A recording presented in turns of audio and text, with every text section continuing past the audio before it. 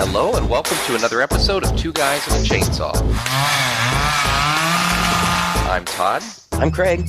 Today's movie is the 2005 film The Descent. The Descent follows a group of women who go on a little bit of a vacation. I guess they're into extreme sports. They get together different places around the world. It seems like a kind of a yearly type of event.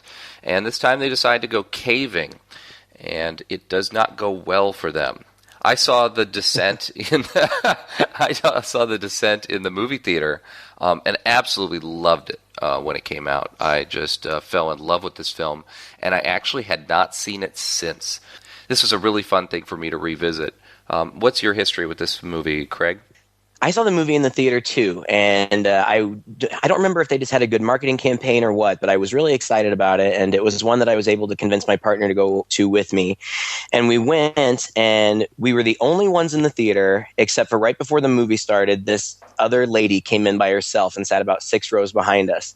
And as we were watching it, this woman periodically got up and kept moving closer to us. I think that she was scared and wanted to be closer to other people. But yeah, I've said before, my partner's really not into the whole horror thing. It's just not his cup of tea. But he really liked this movie, and we both thought it was really scary. We really enjoyed it. You know, the thing that I think is so scary about this movie is just its setting. I mean, more than anything else. I've always wanted to go caving myself. I don't really suffer from claustrophobia or anything like that. And I've been to a few caves, but I've never done what these gals do, which is, strapping on a light on your helmet and getting rope and actually caving instead of just going on those walking tours in the safe parts of the cave. It's just something I've always wanted to do. And so I think that's why this movie appealed to me at first. But then, as far as I'm concerned, the scariest parts of this movie, at least initially, are just being in this cave and all of the very natural dangers that exist when you're caving. And I thought this movie did a fantastic job of really throwing you into that environment with these girls and just the scariness of exploring a cave that we quickly find out had never, according to the girls anyway, have been explored before. Yeah, I agree 100%. Now, this ends up being a monster movie, and the monsters are pretty cool and scary too. But you're absolutely right. What made my skin absolutely crawl. I am claustrophobic. I have absolutely no interest in doing what these ladies are doing at all. And there are parts of this movie, I can see, there's a part when they first descend into the cave and it's all very open and it's very beautiful. That's fine. I can handle that. I've had the same experience as you, like the guided tours and stuff. And I can do okay with that. But when they get really into the heart of this cave and they're crawling through these passages that are just barely narrow enough or barely wide enough for them to even squeeze through. And at times they're not even wide enough to squeeze through. It is so claustrophobic that I was literally squirming in my seat and like vocalizing like, no, stop, don't go there. I was freaking out. And I 100% agree that is the scariest part. We'll have to tell a little bit of the backstory at some point, but the fact not only that it was so effective is made even more impressive by the fact that none of these sets were actual caves. The filmmakers felt that it was too dangerous to film in real caves. And so all of the sets were completely constructed from scratch, and they look phenomenal. It looks so real. It's completely believable. I guess if you watch more closely than I did, I was reading some just comments from people online. And there are some places where I guess if you're watching carefully, you can see that when one of the ladies maybe brushes up against a stalactite or stalagmite or whatever, you can see some movement. So obviously this wasn't all constructed out of real stone. Some of it, moves around when they interact with it. But I didn't notice that. And to me, it felt really very real. I was actually surprised to find that that all of these sets had been constructed.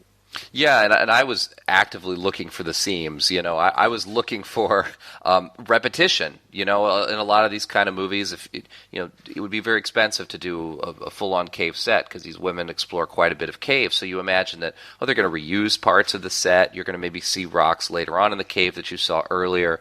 Maybe they're trying to film it from a different angle just to make it look like a different part of the cave. I couldn't find any of that. I was really impressed. I guess they did like 21 cave sets, and they did do some creative reusing of some of the pieces, but I couldn't tell. I absolutely couldn't tell. And I mean, a lot of it too was shot in a lot of darkness, and that's another thing where it's another place where I think the cinematography really excels, and that is it's not so dark that you can't see anything.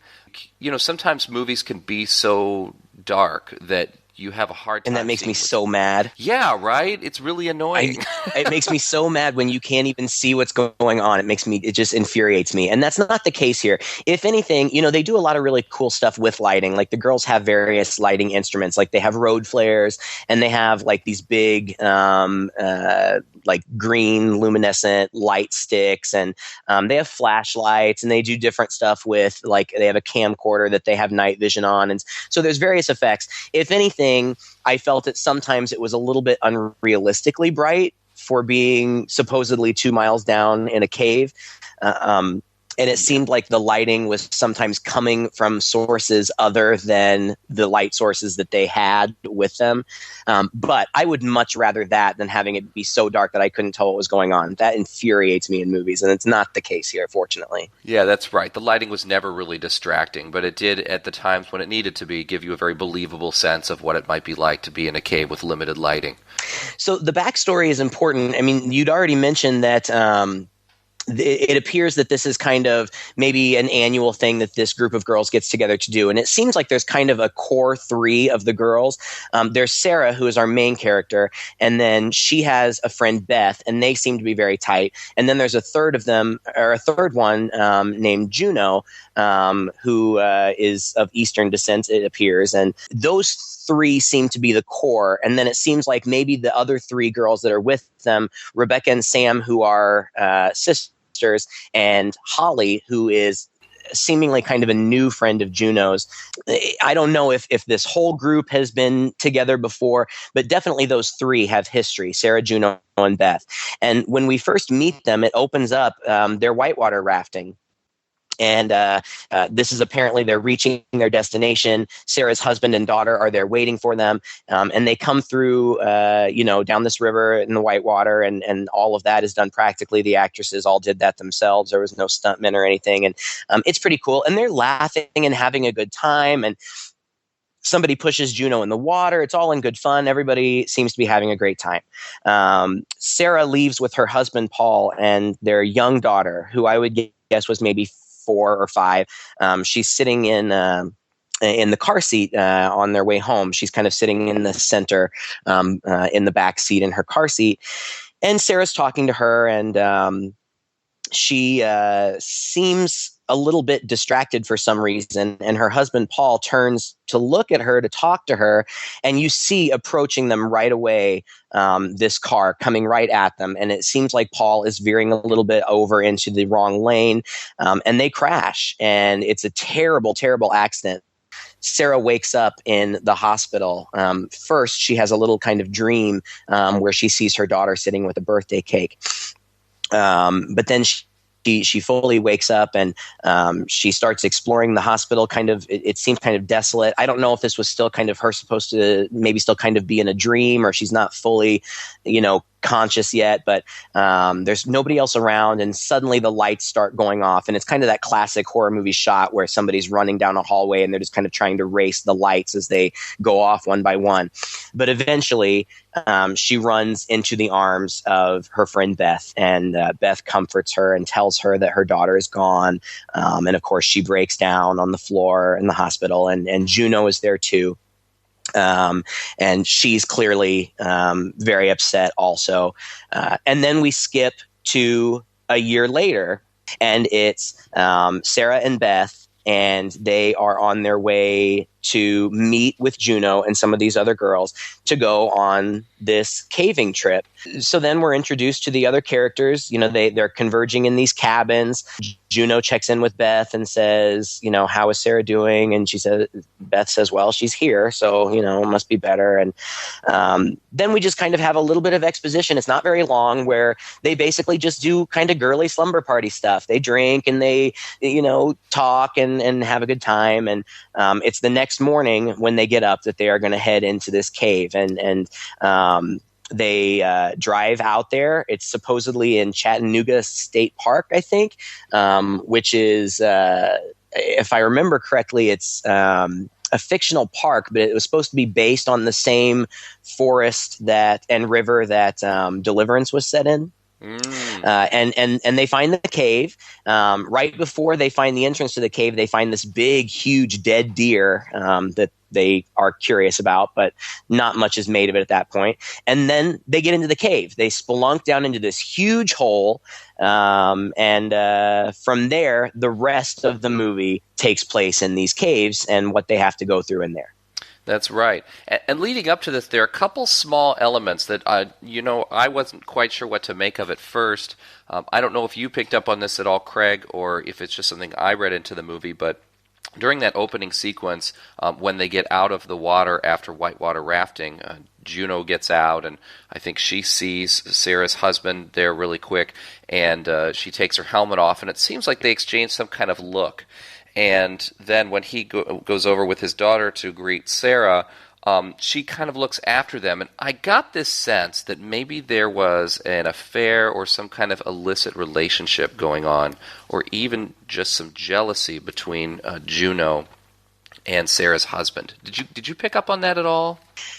I did this time, but I don't know if I picked up on it because I was looking for it. Because as it turns out, that is the case. Okay. Yeah. We don't find out until much later in the movie, but it is the case that Juno has had some sort. We don't know if it's ongoing. We don't know if it's in the past. I don't know.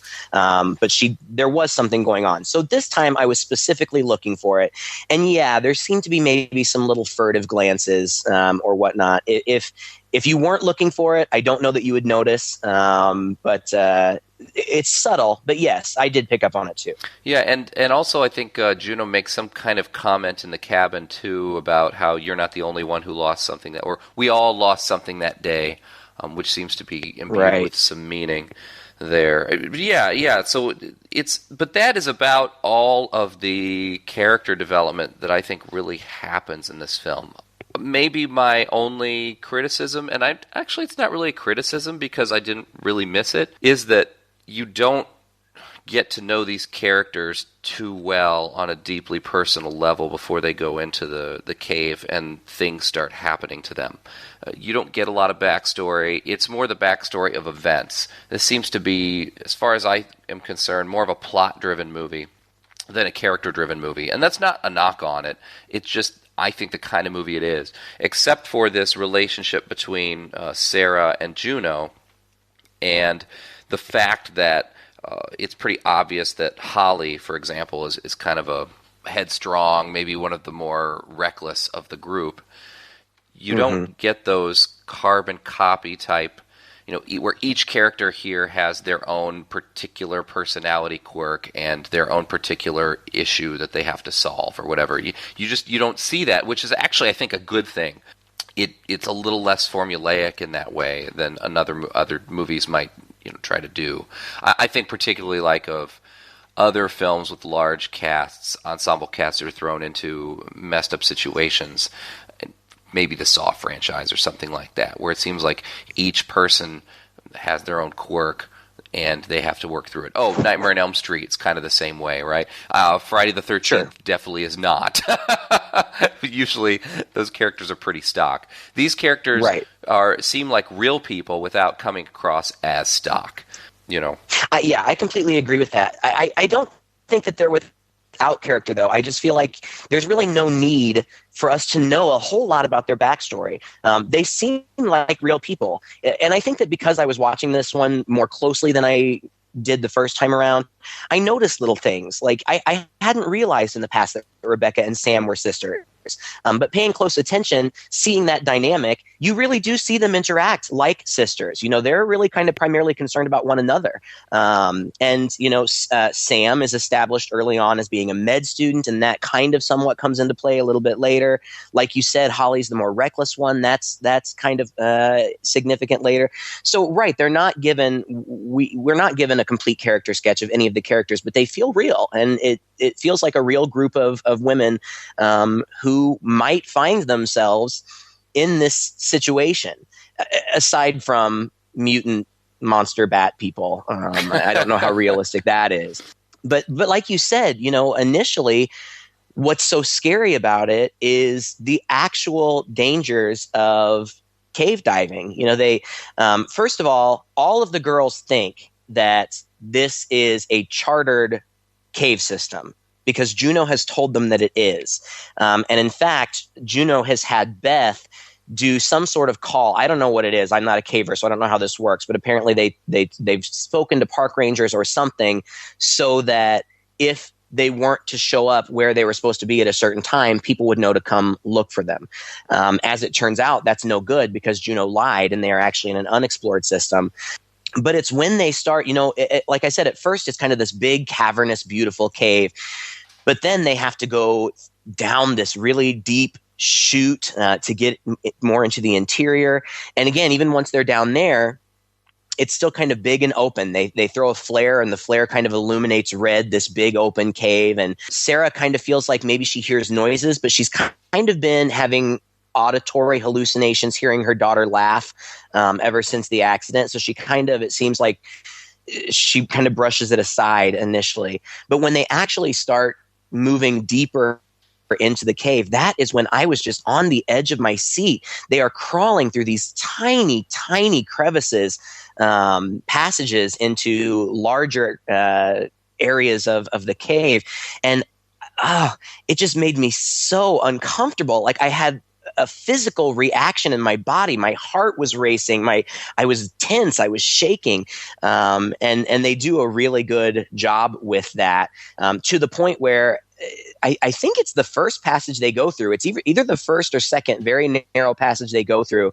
Sarah kind of has a panic attack. She gets stuck and she panics. Are you still behind me?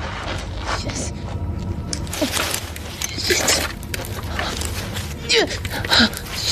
Sarah! Guys, it's Sarah! I think she might be stuck! I am stuck! All right, Sarah, calm down. Just relax. And before they had even gone down, Rebecca, as they were hiking towards the cave, had started listing all of these things that can potentially go wrong in caving expeditions. People can get paranoid, they can get disoriented, they can get claustrophobic, they can have hallucinations. And we start to see that. Sarah starts to freak out, and Beth has to go back into this narrow cave to kind of talk her down and to get her calmed down to the point where they can get her through. And finally, she does dislodge herself and she starts coming through. But then the earth starts grumbling and the rocks start shifting and the cave starts to cave in, and they have to really quickly get out of there, and the tunnel closes behind them. And at that point, this is when they realize, Rebecca, who had studied the cave system that Juno had told her that they were going to be, she says, this just doesn't seem right, but there's several exits. And Juno says, no, there's not. This isn't that cave system. Come on, Rebecca. I didn't know this was going to happen. This is exactly what we believe in. We've always said if there's no risk, what's the point? Well, don't try and justify this. Where are we? It hasn't got a name. It's a new system. I wanted us all to discover it. No one's ever been down here before. And of course, as I would be, they're absolutely furious with her, but they're in no position really to do anything but work together to try to find their way out. And so that in and of itself is scary. And then that's kind of when the monster movie picks up. But when they get into one chamber, Sarah is swiping her flashlight around, and I noticed the first time in the theater, and maybe it was because it was in the theater and it was such a large screen, I noticed a man-like silhouette up in one of the on one of the rocks in the cave. When she sweeps by it, it's there. And when she sweeps back, it's not. She doesn't notice, but I definitely did. But it's not until like this is a movie that's I think an hour and 35 minutes, hour and 40 minutes long, something like that. It's not until 45 or 50 minutes into the movie that we even see one of these creatures who are the main or antagonists in the movie. That's true, although if you are paying close attention in one of those larger scenes early on in the film when they first get down in the cave, it might be when they're first in there or a couple minutes later, you do see another silhouette on the far left, which you could easily mistake for another person in the group, but it's definitely there as well. I mean, if you're looking for it, you can see it. But you're right. It's very subtle. You get these hints that are so subtle they're easy to miss. That's again one of the thrilling parts of this movie is that even if you come into it knowing that it's a monster movie, you're pretty scared out of your mind just about them being in this unexplored cave. Now, I thought that the idea that one of these groups of girls would be so reckless as to drop them into this place that it just raises a lot of odd believability questions. I mean, first off, how did she find this cave system then? How far deep did she go into it before she decided, yep, this is something we should explore? And also, what is the fun of throwing your friends unknowingly into this cave system? You go all the way through it, and then at the end you go, oh, hey, by the way, that cave system that you thought you were in, it really isn't it. Isn't it cool we just explored a cave that nobody's ever been in before? I mean, the fun of doing something like that is knowing it from the beginning, right? Is going through it from the beginning and going, oh, we're the first humans through here. We're the first humans through here.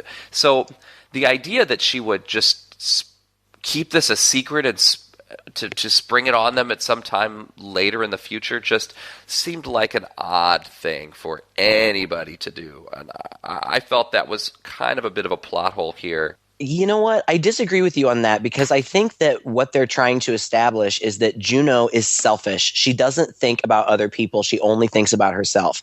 At some point, Sarah even kind of confronts her. I don't remember if Sarah says anything or if she just gives Juno a look or something like that. And Juno said, I did this for us. And Sarah says, yeah, you did it for you. And Juno says, no, I did it for us. I thought we could name it. And Sarah says, yeah, your name. So it seems like this is kind of a characteristic that they are aware of. They're friends, but I think that they are kind of aware that she's selfish by nature, which is also, when we find out that she's been having an affair with her friend's husband, that just goes to further show that she doesn't think about other people. She doesn't think about their feelings or their safety. She's only concerned about herself. And so it didn't seem unrealistic to me. It just seemed like that was a flaw in her character, and that she would do something dishonest in that way. Yeah, it's an awfully big leap of dishonesty, I mean, it's such a huge risk. Yeah. Supposedly, she's an experienced explorer of caves. Anybody who is an experienced explorer of caves would know never to go down there with people who are unprepared, and never ever to go down there without letting somebody know where you are. And that doesn't make any sense at all. So I get where you're going. Yeah, I just feel like, her own sense of self-preservation is pretty warped in order for that to all kind of make sense. I don't know, it bothered me, but I mean, I see exactly what you're saying, and of course it does service that plot element and that character flaw that filmmakers are trying to point out. I just thought it was just a little too much for me to swallow, that this woman, as selfish as she might be, would throw all of her friends in danger for the thrill of exploring a new cave, and then withhold from them the very notion that they're exploring a new cave, presumably until they're done exploring it. But there's other stuff for them to deal with as well. Now that they know they have to proceed through the cave, they're a little more willing to go through more dangerous things because they have no choice now. They can't turn back and go back out the way they came. And they come across this giant chasm that they have to cross.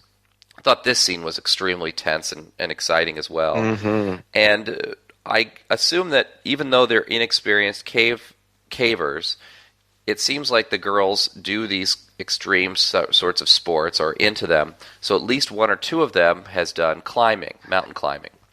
And so I don't remember who is it. Holly who goes across first this chasm? No, it's one of the sisters. It's I don't remember. One of the sisters. It's either Rebecca or Sam.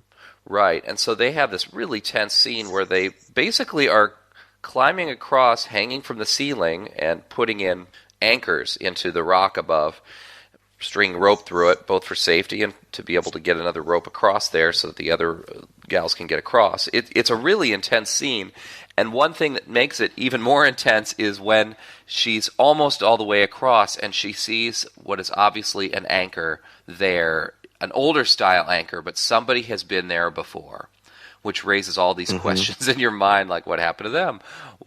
Maybe this isn't as unexplored after all. And also like, there's only one here. I wonder how successful they were at crossing this chasm. So it's a bit spooky, and it's a neat element, I thought, to throw into this movie. They do manage to make it across, but it does injure one of the girls' hands. I believe is it Becca who is holding the rope? It's Becca. I found it in my notes. It's Becca who sets the line, and then it's her hand that gets ripped because Juno falls.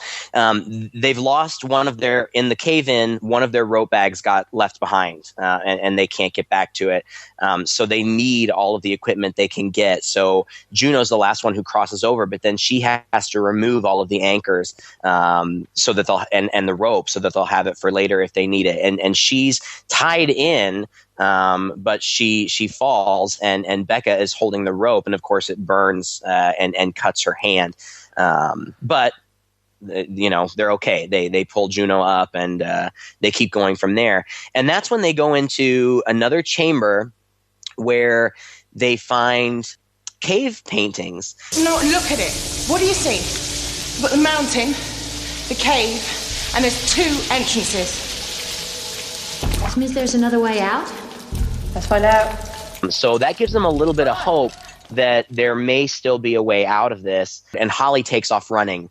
As they are following after Holly, the camera lingers back in that room, and we kind of see in silhouette one of these creatures. And we don't see it in light. It's just in silhouette, but it's clearly some kind of creature. It's drooling onto the rocks. And she ends up falling down another shaft and breaking her leg.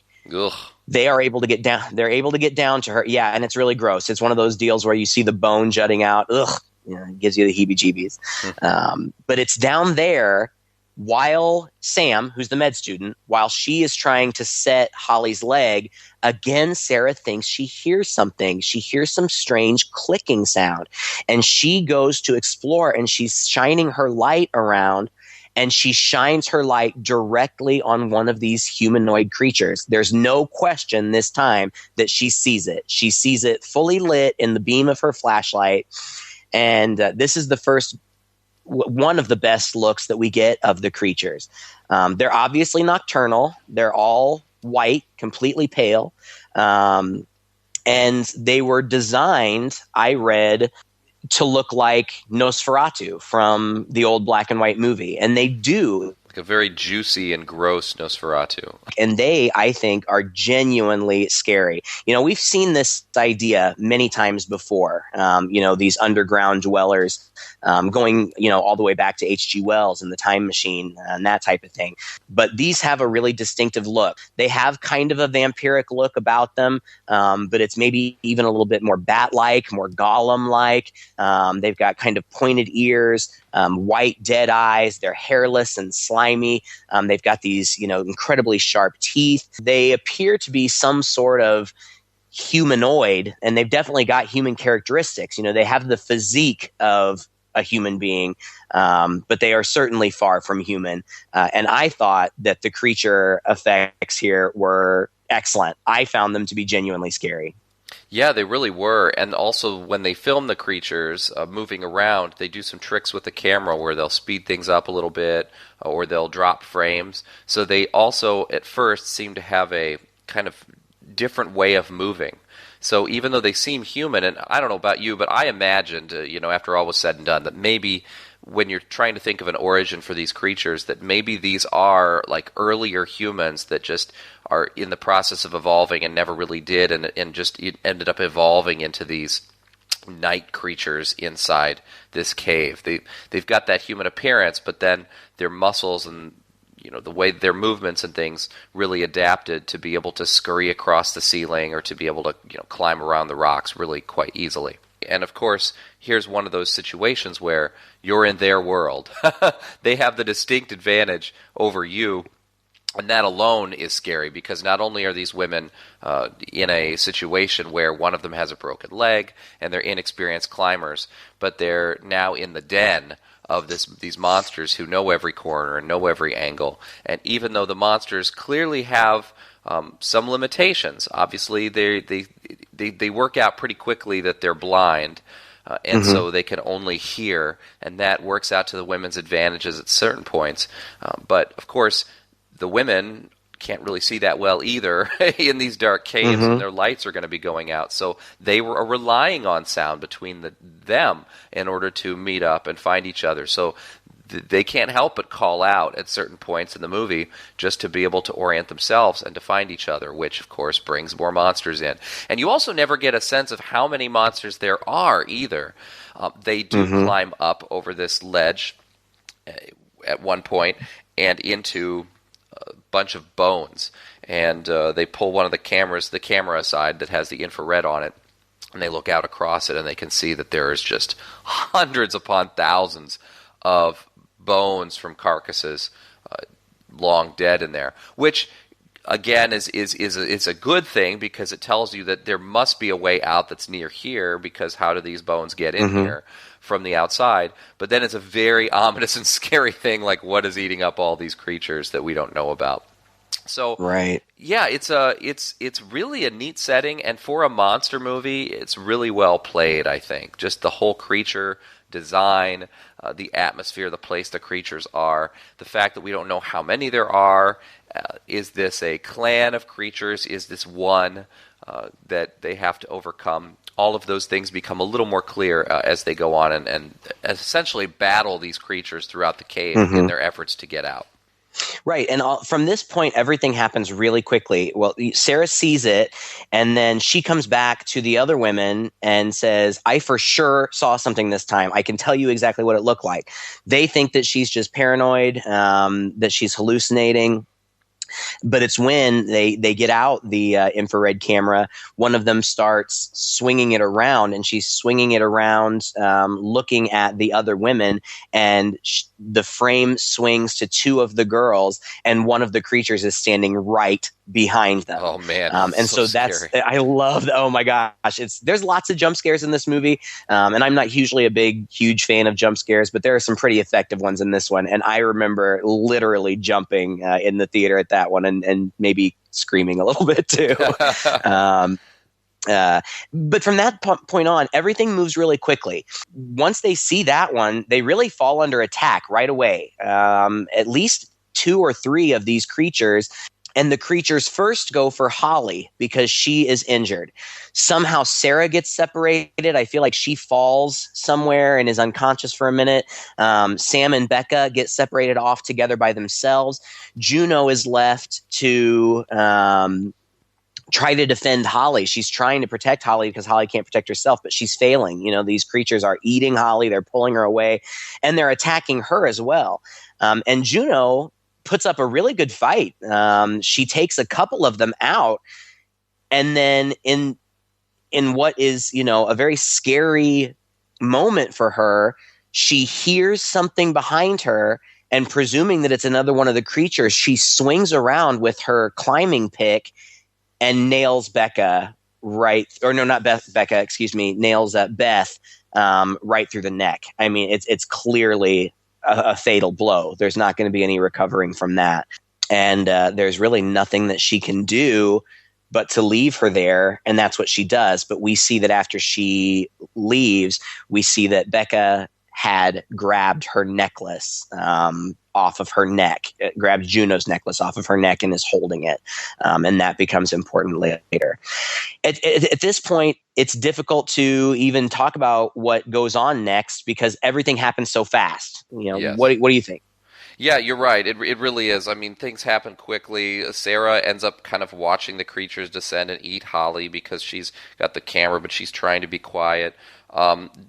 Juno, they seems like they have discovered the way out, but Juno says they're not going to leave without Sarah, and so there's just a lot of stuff that goes on. And honestly, even for me watching the film, it was really hard to tell sometimes who was who and where they were at any given point.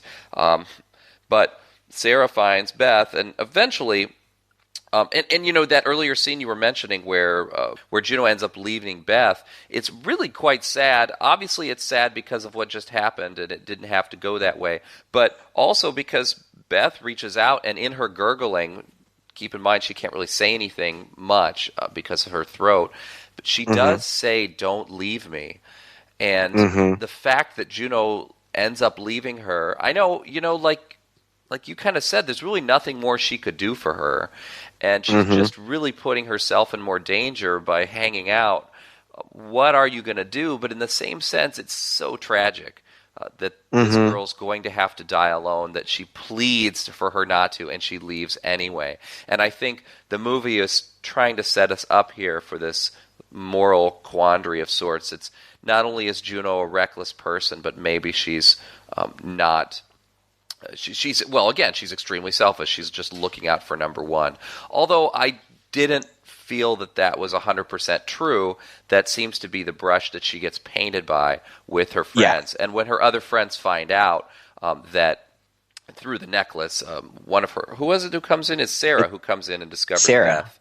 As Beth is still not dead, but Sarah's holding the necklace and puts two and two together that this was a mortal wound, and maybe even Beth is able to kind of say some things to her. I heard Juno calling me. I'm going to go and find it, and we're going to come back, and we're going to get you out. No, stay away from me. What? She did this to me. What? She left me. No, she... No. Sarah.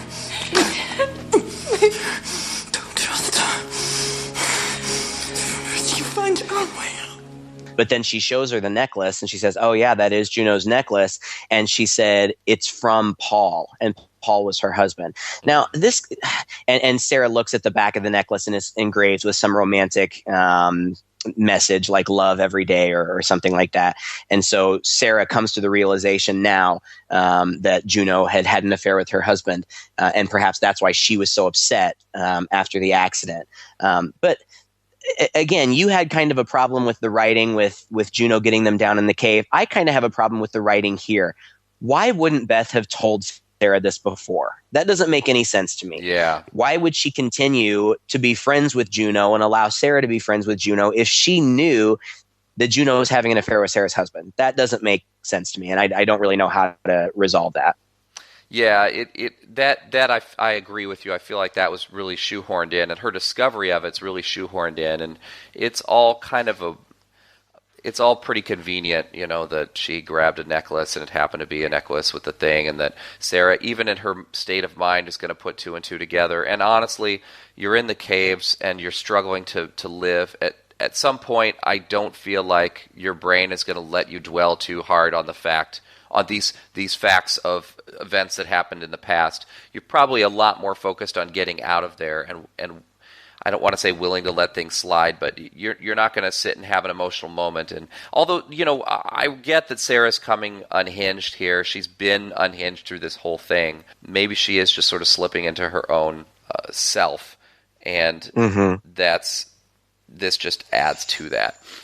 Well, they needed to get it in there to justify the ending, which I am excited to talk about, so I kind of want to get there quickly. Yeah, let's just do it. Other stuff happens. Like you said, Juno and Becca and Sam hook back up together. The two sisters want to get out of there, but Juno says, "No, I'm not leaving without Sarah." Eventually, Rebecca and Sam get killed. Sarah and Juno get hooked back up together. Sarah gives Juno an opportunity to tell her the truth about what happened with Beth, but Juno doesn't. She just lets or attempts to let Sarah go on believing that Beth was killed by the creatures. And there's some other cool scenes. At some point there's a battle. Sarah kills one of the creatures that appears to be a child creature, and then what I presume is its mother comes and is angry, of course. And I thought that was kind of cool to give the creatures some kind of depth. They're not just killing machines. Whatever their way of life is, they do have one, and a mother is still protective of her kid, and they end up fighting in this big blood pit. That's kind of a cool scene. But what it comes down to is Sarah and Juno are together, and a bunch of these creatures descend upon them, and they have this big battle. And it's a really good scene, and both of these women really hold their own. They're both kicking some monster butt and being really brutal. I know at one point Sarah kills one of them by gouging her thumb through their eyes and into their brain. It's really gory, but they basically win. And then they're just standing there face to face, Juno and Sarah. And Sarah has her pickaxe at the ready, and from her hand, the same hand that is holding the pickaxe, she allows Juno's necklace to fall and dangle. And Juno sees it, and they just share this look, like Juno realizes that Sarah knows the truth. And then Sarah rears up her axe and puts it right through Juno's knee and takes off, leaving Juno behind to be presumably devoured by these approaching creatures. What did you think there? Oh, I don't know, man. I feel like if these women just made it out of this battle, they're not going to stop and share this moment where now this woman is not at all worried about any more monsters coming to her and worried about the cave thing, but is going to turn on her friend and try to resolve this at this moment.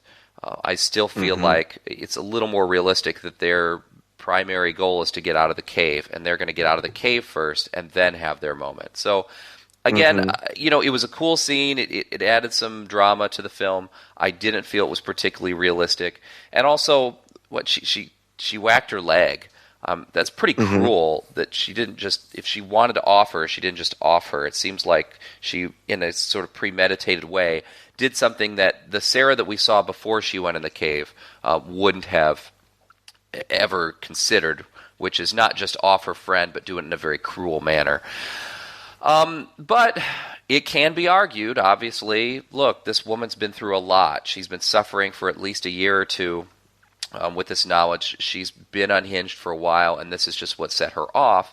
And then, of course, the whole movie has these shades of Deliverance, where, or The Hills Have Eyes. It's in fact, there are visual references to those movies throughout the movie, where it is the fact that humans, when put in this situation that's unfamiliar, really turn into survival mode and do become monsters in their own right. And so, again, I can see where it's going with it. I just thought it was a kind of a convenient and sloppy way of doing it.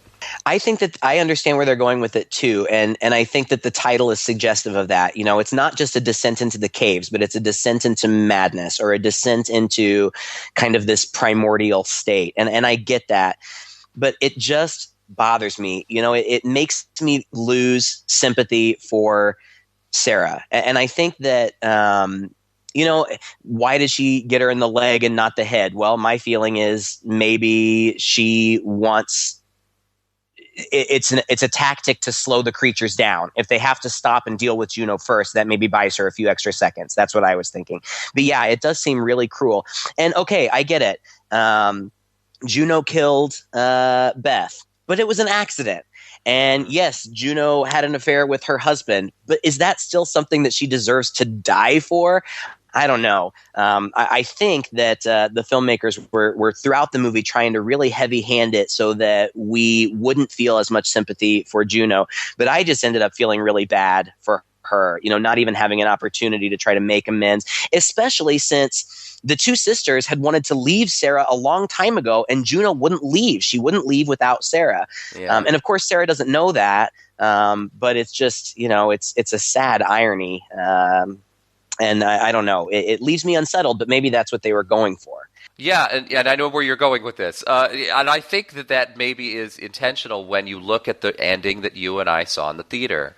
Now, were you as shocked as I was when you saw this ending now in the home version that we watched? Because No, because I've seen it before. oh, but you have. Okay. Yeah, I had seen it before. Now, in the theater, I felt like the ending was really good. I really liked the ending, which apparently is not the ending that the rest of the world saw. And the ending was that, of course, Sarah climbs her way out of the cave. She runs to the car there, which she's able to do. I mean, she goes through woods and woods and woods to make it back. This is all compressed, of course, for time. Mm-hmm. She gets back to the car that's still there, starts it up, and just starts driving away. And you're thinking, oh, is there going to be a creature in the car? Is she being pursued? What's going on? But clearly she gets far enough away that she just pulls over by the side of the road and just has to take a moment. A car comes up behind her, kind of honks, and kind of jolts her into reality anyway. She kind of throws up out the window, sits there catching her breath, and turns around and Juno is there in the seat next to her. Now, I think it was pretty clear, at least this is the way I interpreted it in the film when I saw it in the theater. This isn't really Juno, but it's a vision of Juno that now she is going to be haunted by Juno, by what she did and by what's happened there. It's a really bleak kind of ending that, again, shows what you just said, this descent into madness. And so even though she's made it out, things are not all happy and rosy for her again. And I liked that ending because it kind of did what a lot of other horror movies don't do, where you have all of these people who go through this horrible situation. Most of them end up getting killed. One person comes out ahead, and then, boom, we're all happy, and we all kind of walk away, and maybe me and my boyfriend got out at the same time. And so there's no reflection upon the incredible loss that you have now endured and are going to have to live with throughout the rest of life. I don't expect that from a movie, but I'm just saying it's an obvious, deficiency at the end of a lot of these movies, which I felt like that movie hit head on with that ending. And then it ends abruptly and forces you to think about it. Like, geez, just Sarah's screwed. She's still screwed. Right. She's just even more unhinged than she was before, and this isn't going to end well for her. So I really dug that ending. But, of course, the ending that the director originally shot that was put out there is the one that we saw. And that in itself is very interesting, actually. But I didn't feel like it was as powerful. Well, so it leads up to, right where you said the American version ended. But after you get that jump scare of Juno in the car, it cuts back to inside the cave, and we see that Sarah is still inside the cave, that all of that we had seen, her emerging out of the cave and everything that had happened in the car, all of that had been either a dream or hallucination, and she's still in the exact same place in the cave that she was. And like earlier in the movie, after when she had that dream or hallucination of her daughter and the birthday cake, again, she sees her daughter sitting in front of her smiling with a birthday cake, and the camera starts to pull back, and we see her looking as though her daughter is still there, like looking at something, but there's nothing there. It's clear that she's just imagining this, and we hear the creatures in the background, and they're getting louder and presumably closer, and so we presume, and then it cuts to black, and that's the end. So we presume that she never got out. I don't know which ending I like better. I like them both. I left feeling very satisfied leaving the theater here in the States. I was very satisfied with that ending. And when the home video release came out, I rented it and watched it not knowing that there was a different ending. And so when it happened, I was like, what? What's happening? This isn't how I remember it at all. But I have to, both endings are bleak. But the idea that she never gets out, I almost feel like that's, I don't know. I kind of like it. It feels more realistic that her descent into madness ends there, that it doesn't continue on. And I almost wish that it had been that way, because the American version gave way to a sequel, which is so below the quality of the original that it's barely even worth seeing. Oh. Have you seen the sequel? No, I haven't. I imagined it probably wasn't, because I don't think the original writer-director was involved. Neil Marshall, maybe he was a producer on it, but I don't think he he was involved in the production of that film or the writing of it. Am I right about that? No, I haven't seen it. I haven't seen it. I don't remember. All I know is they take away everything that's good about the movie: the claustrophobia, the natural danger, the relationships between the women, the motivations of the women, and they just focus on the creatures and different ways that people can get killed by the creatures. And it's far more gory. There's lots more blood. There's lots more violence. And there's no heart to it at all. I mean, it feels like a cash grab, capitalizing on the first one. The premise doesn't even make any sense. Sarah gets rescued, and immediately there's a police investigation because her friends didn't come out. And this like big shot Texas cop, is convinced that Sarah went down into that cave and killed all of her friends. So he's going to lead a team to go down there to try to find the friends, and he makes Sarah come with them, like the very next day. And it just doesn't even make any sense. It doesn't make sense that they would make her go down there. It doesn't make any sense that she would agree to go down there. It's I don't know. They play it on TV a lot, and it's just I wouldn't even recommend it. I mean, if you're stuck somewhere where that's the only thing that you have to watch, go for it. But if you have other choices, I would pass. Well, you're right. It clearly takes what makes this movie such a standout film. It takes all those elements and just trades them in for another typical monster movie, essentially. And as part of that, introduction of a man. I mean, what I really liked about this film was the all-female cast. It's just something you do not see very often. And, I mean, what a cool choice to do that. Then you don't have these you have strong women in here. You have leaders. You don't have this trope that you get so much where the man kind of has to save everybody, or the man should be able to save everybody, but he can't because he's impotent in some way, or the man, the big strong buddy, gets his comeuppance and whatnot. You don't have any of those dynamics in this film. You don't even.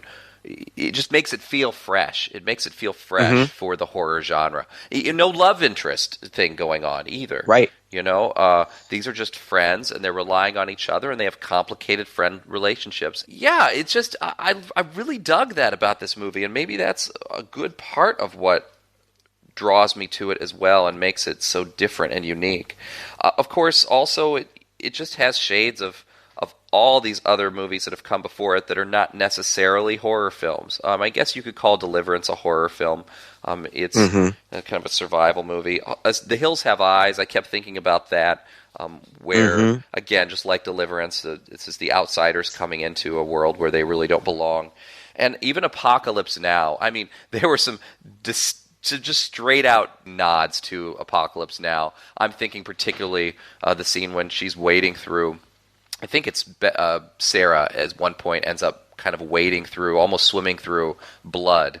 And as she comes up out of the water, you get this close-up on her face as she comes out, and her face is just covered in this blood. And that is a direct copy off of a similar scene, almost in the framing and the lighting and everything. I just love this movie more the more I see it. And although I guess I've seen a little more of its flaws as well this time around, that I didn't bother me so much on the first viewing, I guess, when I was in the theater, because you don't know what's coming up, so you're not really looking at it with such a critical eye.